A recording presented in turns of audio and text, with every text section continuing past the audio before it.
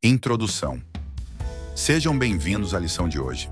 Nosso tema nos leva ao coração do cristianismo, um relacionamento genuíno com Cristo, livre de rituais e tradições que possam desviar o foco da graça divina. Desde o início, a Igreja enfrentou o desafio de equilibrar as heranças culturais judaicas com a nova realidade trazida por Jesus. A questão não era pequena. Como os gentios poderiam ser salvos sem se submeterem às práticas da lei de Moisés? O apóstolo Paulo, com coragem e sabedoria, defendeu que o evangelho é para todos e que a salvação vem unicamente pela fé. Vamos aprender com Gálatas 2 como ele enfrentou os judaizantes e como essa mensagem ecoa até hoje, ajudando-nos a discernir entre tradição e verdade espiritual.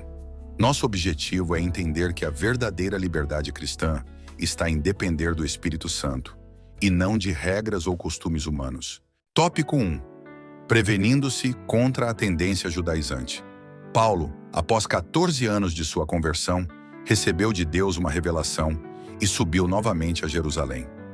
Ele sabia que seu ministério entre os gentios poderia ser questionado, mas sua ida não foi para prestar contas, e sim para apresentar o evangelho que vinha pregando. Ele levou Tito, um gentio incircunciso, como exemplo da liberdade cristã. Esse ato foi ousado, pois os judaizantes exigiam que os gentios seguissem a lei de Moisés, incluindo a circuncisão. Paulo, porém, estava decidido. O evangelho de Cristo não pode ser misturado com tradições. Ele resistiu firmemente às pressões, recusando-se a circuncidar Tito, pois isso comprometeria a essência do evangelho.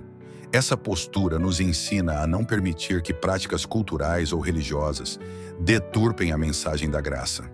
Precisamos, como Paulo, estar atentos para preservar a pureza do evangelho e a liberdade que Cristo nos oferece.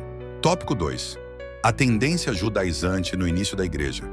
Após sua viagem missionária, Paulo recebeu notícias alarmantes. Os Gálatas estavam abandonando rapidamente o evangelho que haviam recebido.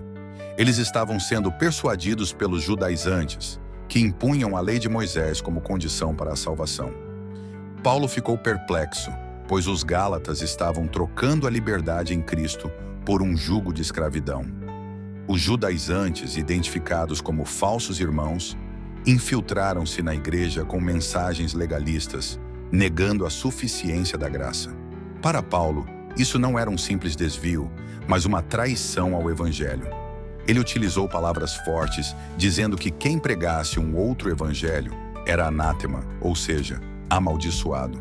Essa história nos desafia a refletir. Estamos confiando somente na graça de Deus ou acrescentando regras humanas à nossa fé?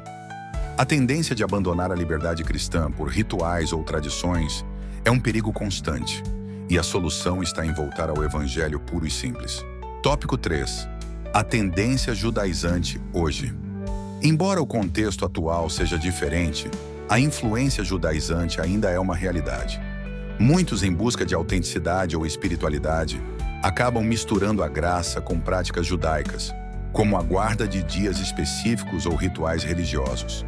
Porém, a mensagem de Paulo permanece clara.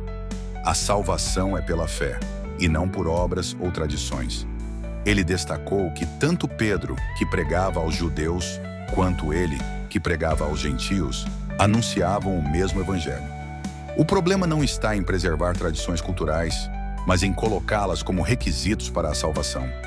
A verdadeira vida cristã é vivida na dependência do Espírito Santo, produzindo frutos como amor, paz e domínio próprio.